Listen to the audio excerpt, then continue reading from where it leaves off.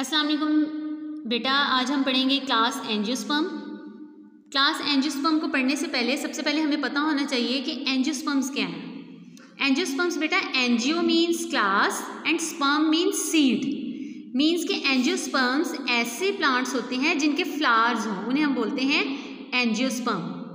अब यहाँ पर एक टर्मिनोलॉजी यूज है जो कि आपकी बुक में नहीं है, लेकिन एमडी कैट के रेलिवेंट ये बहुत इंपॉर्टेंट शॉर्ट क्वेश्चन के लिए कॉन्सेप्चुअल क्वेश्चन है। स्पर्मेटोफाइट्स के स्पर्मेटोफाइट्स क्या होते हैं? ऐसे पौधे जो कि बीज बनाते हों उन्हें हम बोलते हैं spermatophytes. Those plants who made seeds. Spermatophytes को 2 क्लासेस में डिवाइड किया गया है, जिम्नोस्पर्म एंड एंजियोस्पर्म। जिम्नोस्पर्म्स बेटा नेक्ड सीड, मतलब जाहिर सी बात है दोनों स्पर्मेटोफाइट्स हैं, दोनों के अंदर सीड्स बनेंगे, लेकिन जो जिम्नोस्पर्म के सीड्स होंगे वो नेक्ड होंगे।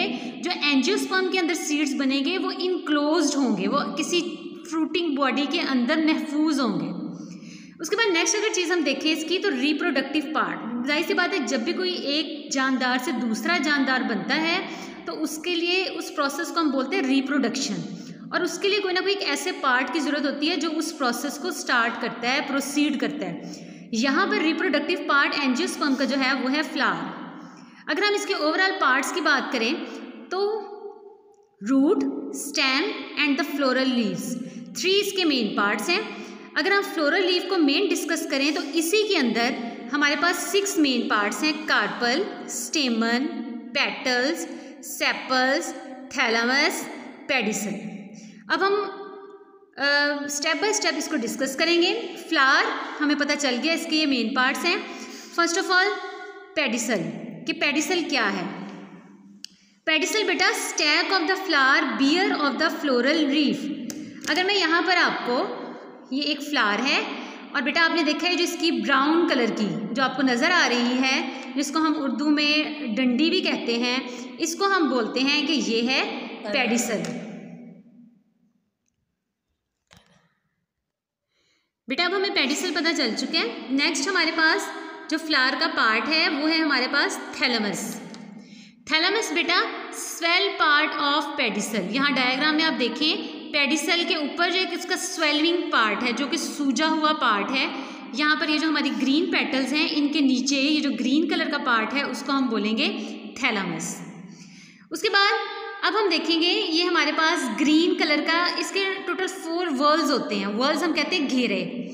तो उसका हम पहले इसमें देखेंगे, हमें ग्रीन कलर के नज़र आ रहे हैं। यहाँ पर मैंने इसको लेबल भी किया, ये ग्रीन पार्ट, इसको हम बोलते हैं सेपल। उसके बाद इसके बाहर हमें ये कलरफुल इसकी जो पेटल्स हैं वो नज़र आ रही हैं, और इन्हें हम, ये जो कलरफुल पार्ट है इसे हम बोलते हैं पेटल्स। बेटा अगर हम इसके मज़ीद पार्ट्स की तरफ देखें तो इनके पार्ट्स जो हैं वो 2 टाइप्स में डिवाइड हो रहे हैं, non reproductive and reproductive. Non reproductive part के अंदर अगर हम देखें तो यहाँ पर हमारे पास आ जाती हैं पेटल्स एंड सेपल्स। पेटल्स बेटा मैंने आपको दिखाए थे कलर्ड पार्ट, ये जो कि मैंने अभी सेपरेट कर दिए हैं, और जो सेपल्स हैं वो इसका ग्रीन पार्ट, ये जो आपको नज़र आ रहा होगा ग्रीन एक वर्ल घेरा जो है, इसे हम बोलते हैं सेपल्स। अब यहाँ पे क्या है, दोनों जो हैं ये रिप्रोडक्शन में इन्वॉल्व नहीं होती, मतलब इन दोनों पार्ट्स का रिप्रोडक्शन से कोई भी ताल्लुक नहीं है। सेपल जो है वो उसका फंक्शन क्या है कि वो प्रोवाइड करता है किसी भी फ्लावर को, उसकी सपोर्ट देता है, उसको सहारा देता है, उसको मजबूती देता है। और जो पेटल्स हैं ये क्या करती हैं, इंसेक्ट्स को अट्रैक्ट करती हैं पॉलिनेशन के लिए। बेटा pollination is that process in which pollen grains are transfer from one flower to another flower. पौधे की फूल के एक हिस्से से किसी दूसरे हिस्से पर जो पॉलन ग्रेन्स का मुंतकिल होना इंसेक्ट्स की मदद से भी होता है और विंड के थ्रू भी होता है। तो इन दोनों प्रोसेस में हम कहते हैं कि पॉलिनेशन है। तो अब जो इंसेक्ट्स के थ्रू पॉलिनेशन है उसे हम बोलते हैं इंसेक्ट पॉलिनेशन, और जो विंड के थ्रू पॉलिनेशन होती है that pollination is known as wind pollination. तो जो पेटल्स हैं इनका ये जो ब्राइट कलर है ये अट्रैक्ट करता है इंसेक्ट्स को ताकि वो फ्लावर के ऊपर आकर बैठें और उनके विंग्स के साथ पॉलन ग्रेन्स अटैच हो जाएं। नेक्स्ट हमारा पार्ट है बेटा रिप्रोडक्शन। उसके पार्ट्स में जो ऐसे कौन से पौधे फ्लावर के पार्ट्स हैं जो कि रिप्रोडक्शन में यूज होते हैं, स्टेमन एंड कार्पल। स्टेमन बेटा इसके अंदर फिलामेंट होते हैं और एंथर। अब बेटा यहाँ पर जरा एक बार माइंड में रखिएगा, स्टेमन मेल रिप्रोडक्टिव पार्ट होता है फ्लावर का, और कार्पल जो है वो फीमेल रिप्रोडक्टिव पार्ट है। इसी तरह अगर हम यहाँ पर देखें तो ये जो आपको ऑरेंज कलर में ये आपको बाहर नज़र आ रहे हैं जो कि जुड़े हुए हैं, स्टैक्स हैं, इनको हम बोलते हैं स्टेमन। इसके ऊपर ये जो ऑरेंज कलर की है ये है एंथर, और ये जो जिसके साथ एक टहनी सी है जो जुड़े हुए हैं इसको हम बोलते हैं फिलामेंट। अगर आप यहाँ पर देखें तो हमें पता चल जाएगा स्टेमन के अंदर होते हैं filament and anther. Filament thread like structure होते हैं और एंथर जो है इनके अंदर माइक्रोस्पोर्स होते हैं। ये जो आपको ऑरेंज कलर के नज़र आ रहे हैं ये एंथर हैं, ये जो बर्ड से ऊपर बने हुए हैं, और इनके अंदर माइक्रोस्पोर्स मौजूद होते हैं, छोटे छोटे से स्पोर्स। इसके अलावा अब हम कार्पल की बात करें जो कि इसका फीमेल रिप्रोडक्टिव पार्ट है। कार्पल के 3 आगे नेक्स्ट पार्ट्स हैं स्टिग्मा, स्टाइल एंड ओवरी। जी बेटा ये देखिए आप, स्टिग्मा, स्टाइल एंड ओवरी, ये फीमेल रिप्रोडक्टिव पार्ट्स है जो उसके बिल्कुल ओपनिंग पे है, इसे हम बोलते हैं स्टिग्मा। देन ये जो स्टैक्स है इसे हम बोलते हैं स्टाइल, और ये जो एक ब्रॉड सा एरिया है इस पूरे को हम बोलते हैं that is known as ovary. यहाँ पे अगर हम देखें तो ये हमने फिलामेंट्स के बाद ये जो बिल्कुल अंदर वाला इसका पोर्शन है that is known as carpel. इसी तरह आपको मेल रिप्रोडक्टिव पार्ट जो कि मैंने आपको बताया था कि जो मैंने आपको दिखाया भी है, इसमें देखें आप जो उसका स्वेलिंग पोर्शन था वो एंथर है, और उसके नीचे जो स्टेक की तरह जो है उसे हम बोलते हैं फिलामेंट। एंथर और फिलामेंट मिलकर बनाते हैं स्टेमन। इसको जरा मैंने ओपन करके लिख दिया है। जो मैंने आपको बताया था कि एंथर के अंदर माइक्रोस्पोर्स होते हैं, यहाँ पर जो माइक्रोस्पोर्स होते हैं वो 2n होते हैं, वो डिप्लॉयड होते हैं। इनकी जब मियोसिस होता है, इन पे जो प्रोसेस होता है मियोसिस का, तो यही जो माइक्रोस्पोर्स हैं ये 1n रह जाते हैं, और इन्हीं माइक्रोस्पोर्स को हम पोलन भी कहते हैं। अब हम देखें अगर पोलन का स्ट्रक्चर, तो बेटे पोलन के अंदर हमारे पास न्यूक्लियस होता है। न्यूक्लियस को मैंने इस डायग्राम में न्यूक्लियस को मैंने ओपन करके लिखा है। इस न्यूक्लियस के अंदर 2 टाइप्स के ये जो न्यूक्लियाई मौजूद होते हैं, एक जो है ट्यूब न्यूक्लियस है और दूसरा जो है वो जनरेटिव न्यूक्लियस है। अब ट्यूब न्यूक्लियस और जनरेटिव न्यूक्लियस दोनों का सेपरेट काम है।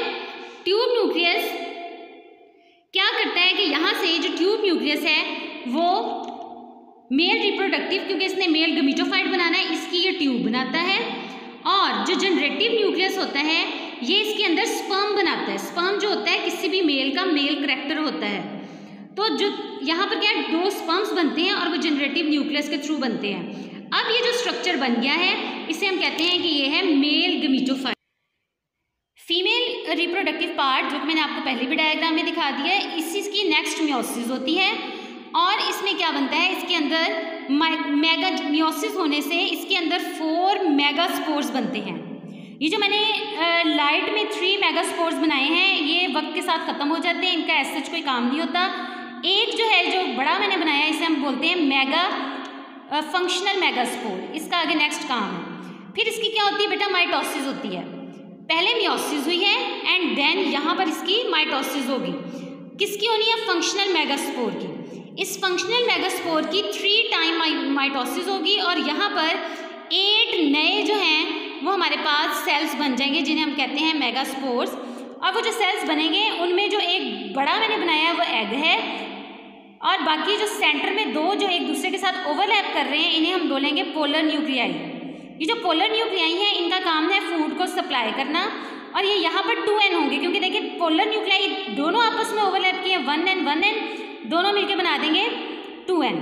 ये जो बाहर वाला इसका स्ट्रक्चर है इसे हम बोलते हैं एंटीपोडल सेल। अब नेक्स्ट क्या होगा कि ये जो एग बनने के बाद ये जो इसके अंदर फर्टिलाइजेशन होगी, मीन्स ये कि फर्टिलाइजेशन से पहले इसका ये जो अंदरूनी हिस्सा है इसे हम कहेंगे एम्ब्रियो सैक गमीटोफाइट। अब यहाँ पर क्या होगा बेटा, इसकी डबल फर्टिलाइजेशन होगी। अब डबल फर्टिलाइजेशन बेटे कैसे होगी, एग आपको मैंने दिखाया था उसके साथ पॉलन ग्रेन्स अटैच होंगे। अब ये पहले प्रोसीजर देखना है कि एग के साथ पॉलन ग्रेन्स अटैच कब होंगे और कहाँ से होंगे। जी बेटा हमने मेल गमीटोफाइट जो है वो प्रिपेयर कर लिया था। यही जो मेल गमीटोफाइट है जिसके अंदर 2 स्पर्म्स हैं, यहाँ पर जो फीमेल का हमारा कार्पल है इसके अंदर आके अटैच हो जाएगा, ठीक है। और इसके अंदर आपको पता है कि दोनों स्पर्म मौजूद हैं। अब क्या होगा कि 2 स्पर्म्स, एक स्पर्म जो है वो यहाँ पर एग के साथ फर्टिलाइज करेगा और दूसरा स्पर्म जो है वो पोलर न्यूक्लियाई के साथ फर्टिलाइज करेगा। यहाँ पर ये जो मैंने छोटे छोटे एंटीपोडल सेल ये मैंने आपको बताए थे जो दूसरे हैं एंटीपोडल सेल, ये भी वक्त के साथ खत्म हो जाएंगे, इनका भी ऐसा काम नहीं होता, इसलिए मैंने इसको नेक्स्ट जो है वो ड्रॉ नहीं किया। अब यहाँ पे देखिए आप कि यहाँ पर एक स्पर्म आके एग के साथ अटैच हुआ, दूसरा स्पर्म आके पोलर न्यूक्लियाई के साथ अटैच हुआ, 2 टाइम्स यहाँ पर जो है वो फर्टिलाइजेशन होगी। इस वजह से हम कहेंगे कि यहाँ पर फ्लावर के अंदर डबल फर्टिलाइजेशन होती है। जब 2 गैमेट्स आपस में फ्यूज होते हैं तब फर्टिलाइजेशन होती है। ये हमारे पास अब जो फर्टिलाइजेशन हो जाएगी तब जो हमारे पास जो न्यूक्लियाई है वो 3n हो जाएगा। पहले 2n था ना बेटा, अब वो क्या हो जाएगा 3n हो जाएगा। और यहाँ पर हमारे पास एक न्यू जाइगोट बन जाएगा और ये क्या होगा, इससे हम कहेंगे कि ये पोलर न्यूक्लियाई और एग। अब ये ज़रा गौर से सुनिएगा, पोलर न्यूक्लियाई और एग दोनों को मिलाकर अगर हम नाम दें तो इस चीज़ का नाम बनता है सीड। अब यहाँ पर देखिए आप, एग जो है वो पोलन ग्रेन के साथ अटैच हुआ। पोलन ग्रेन कहाँ से आए थे, मेल गमीटोफाइट से। वो एग के साथ आकर मिला और उसने क्या बना दिया, जाइगोट, और वो जाइगोट बन गए 2n। इसके अलावा आपने देखा था पोलर न्यूक्लियस थे जो कि 2n थे, उसके साथ आगे पोलन ग्रेन अटैच हुए तो वहाँ से क्या बन गया 3n का स्ट्रक्चर। इसको हम बोलते हैं एंडोस्पर्म टिश्यू। एंडोस्पर्म टिश्यू के बारे में अगर हम पढ़ें तो ये क्या है, एक न्यूट्रिशनल पार्ट है, ग़िज़ाइयत वाला हिस्सा है सीड का। इसका काम क्या होता है, जो पोलर न्यूक्लियाई मैंने आपको भी पढ़ाया है, इसका काम क्या होता है कि ये पूरे के पूरे फ्लावर को नॉरिशमेंट देता है, मीन्स उसको फूड देता है, उसको ग़िज़ाइयत देता है। सीड कोट की हम बात करें, आपने सुना होगा integument of the megasporangium change into seed coat after fertilization. Megasporangium वो जो अंदर वाला उसका हिस्सा था, वो कहते हैं कि वो सीड कोट के अंदर जो है वो चेंज हो जाएगा। कब हो जाएगा, जब फर्टिलाइजेशन। बेटा ये जो इसकी ब्लैक कलर में मैंने इसकी वॉल बनाई है ओवरी की, इसकी इंटेगुमेंटेशन होगी तो ये सीड कोट में कन्वर्ट हो जाएगा। ये सीड बना है, ये देखें आप, ये यहाँ पर सीड है एंड देन ये जब दोनों की इंटेगुमेंटेशन होगी तो यहाँ पर क्या बन जाएगा, सीड कोट। बेटा एक और चीज़ आपको बताने वाली है कि ये जो ओवरी की जो वॉल्स हैं जब ये जूसी हो जाती हैं, ठीक है, ये जूसी हो जाती है तो उसको हम बोलते हैं कि फ्रूट है, वो फ्रूटिंग बॉडी होती है। एक्चुअल में वो ओवरी की वॉल्स ही हैं जो जूसी होती हैं।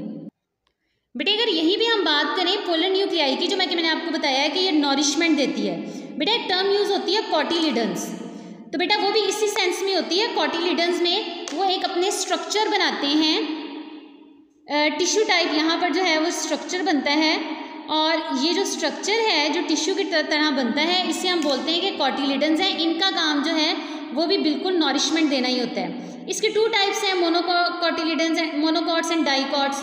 उसमें अगर एक कॉटिलिडन हो तो मोनोकॉट्स कहते हैं, 2 कॉटिलिडन्स हो तो डाइकॉट्स कहते हैं। ये भी आपका लास्ट टॉपिक लिखा हुआ है, इसका डिफरेंसेस एक टेबल भी बना हुआ है। अगर हम इसका ओवरव्यू करें तो आपने देखा कि आपका जो एग है वो किस में कन्वर्ट हो गया, जाइगोट में। पोलर न्यूक्लियस जो है, ठीक है, पोलर न्यूक्लियस याद है ना, वो जो दोनों आपस में ओवरलैप हुए थे, वो कन्वर्ट हो गया एंडोस्पर्म टिश्यू में। ओव्यूल, ओव्यूल बेटा वो अंदर जो एक एग था उसको बोलते हैं ओव्यूल, ठीक है, एग भी बोलते हैं ओव्यूल भी बोलते हैं, और वो किस में कन्वर्ट हो गया, सीड में। और जो ओवरी है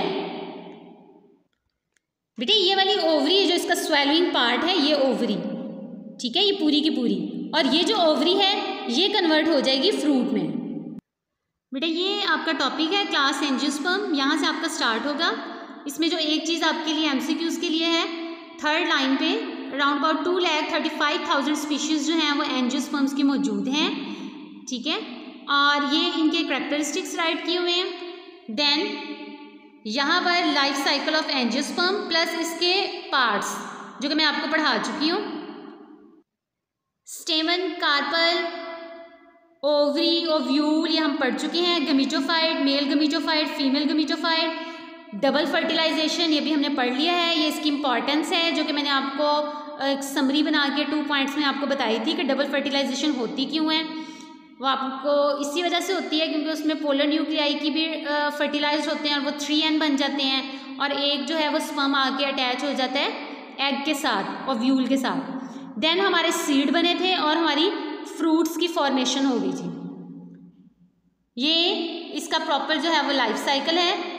एंड देन क्लासिफिकेशन बहुत स्मॉल सी टर्म है, कॉटिलिडन्स, मोनोकॉट्स एंड डाइकॉट्स। यहाँ तक जो है वो आपका लेक्चर है जो कि आपने बहुत अच्छे से याद करना है। फॉर एनी क्यूरी, अगर आपको कोई भी मुश्किल हो तो देन आप मुझसे कॉन्टैक्ट कर सकते हैं। ओके, टेक केयर, अपने आप बहुत ख्याल रखना है और इसको बहुत अच्छे से याद करना है। और आपकी होम असाइनमेंट है कि आपने difference between angiosperm and gymnosperm ये आप लोगों ने सेंड करना है मुझे राइट करके। Okay, take care, stay blessed.